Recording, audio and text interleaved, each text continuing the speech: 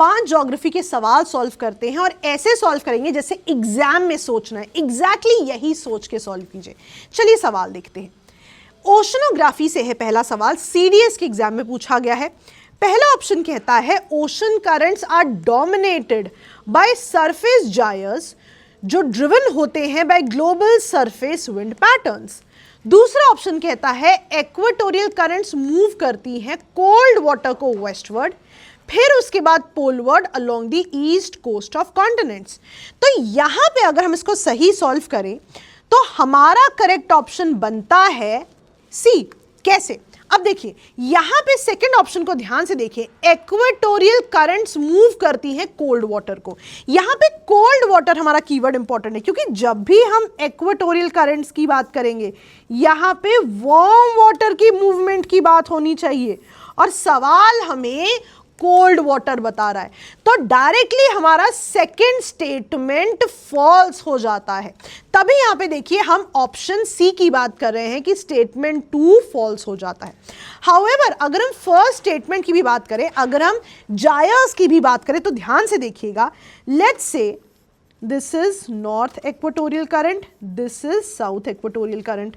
वो अगर आगे कभी भी कोई लैंड मास आ जाए तो करंट को तो टर्न करना पड़ेगा। अब अगर यहां देखें लैंड मास की वजह से टर्न हो रहा है ओशन करंट, लैंड मास की वजह से टर्न हो रहा है। अब वहीं अगर हम देखें आगे कोरियोलिस फोर्स और प्लैनेटरी विंड्स के इंपैक्ट में आके ये सर्कुलेशंस बन जाती हैं। यही सर्कुलेशंस जो है जायर्स कहला रही हैं। अगर मैं आपको एक इमेज और दिखाऊं तो आप देख सकते हैं कि मल्टीपल जगह पे जायर्स की फॉर्मेशन हो रही है। तो कहीं ना कहीं जो यहां सवाल में ओशन करंट्स डोमिनेटेड लिखा हुआ है कि are dominated by huge surface gyres, ये करेक्ट होता है। हाउएवर अगर आप सेकंड क्वेश्चन पे कोल्ड वाटर पे भी फोकस करते तो भी हमारा आंसर आ सकता था। चलिए क्वेश्चन नंबर 2 कहता है, पहला ऑप्शन है Hadley's cells are key to understanding wind patterns of the earth. दूसरा ऑप्शन कहता है Hadley's cells are formed because equator is heated more strongly by the sun than other places creating thermal circulations. अब यहाँ पे correct answer क्या है? Correct answer है option A. अगर मैं आपको बेसिक बताना चाहूँ, लेट्स से जब भी हम लो प्रेशर वार्म कंडीशंस की बात करते हैं, एयर बीइंग लाइटर ऊपर की तरफ जाती है। जब भी हम हाई प्रेशर की बात करते हैं या कोल्ड कंडीशंस की बात करते हैं, हवा डिसेंड करती है। अब हेडलेस सेल की फॉर्मेशन की बात करें तो इंसुलेशन की वजह से एयर बीइंग वार्मर ऊपर की तरफ जाएंगी, राइट। अब जब एयर टर्न कर रही है, यहां पे आप देखेंगे अराउंड दिस लैटिट्यूड हवा डिसेंड करेगी। हवा डिसेंड क्यों कर रही है? अब समझिए, जब एयर बीइंग वार्मर ऊपर की तरफ गई वो कोल्ड हो चुकी है, अब आगे मूव करते करते और कोल्ड हो जाती है और एक स्पेसिफिक लैटिट्यूड पे आके डिसेंड कर जाती है। अब समझिए, इसके बाद पूरा सेल बन गया। अब जहां पे एयर डिसेंड करी है, हमें पता है वहां पे कौन सा प्रेशर होगा? High pressure. जहां हवा असेंड करी थी वहां पे क्या है? हमें पता है लो प्रेशर। अब हवाएं भी हाई टू लो मूव करेंगी, हाउएवर उन पे कोरियोलिस फोर्स का इंपैक्ट होगा तो डिफ्लेक्शन जरूर होगी। इसका मतलब है कहीं ना कहीं जब भी हम बात कर रहे हैं विंड पैटर्न्स की, हेडलेस सेल की बात जरूर हो रही है। तो it's very important to understand the wind patterns. और अब देखिए, जब भी हम हेडलेस सेल की बात करेंगे या फिर हम पोलर सेल की बात करेंगे, इनसे एसोसिएटेड शब्द होता है थर्मल सेल्स। सन के इंपैक्ट की वजह से इनकी फॉर्मेशन पर भी इंपैक्ट होता है। क्वेश्चन नंबर 3 कहता है which of the following crops is not cultivated under dryland farming? Jowar, ragi, sugar cane या ग्राउंडनट। अब यहाँ पे मैं आपको एनसीईआरटी का ही एक इमेज दिखाती हूँ। यहाँ बताया जा रहा है ड्राईलैंड फार्मिंग और वेटलैंड फार्मिंग के बारे में। Dryland farming is largely confined to regions जहाँ पे annual rainfall less than 75 centimetres है।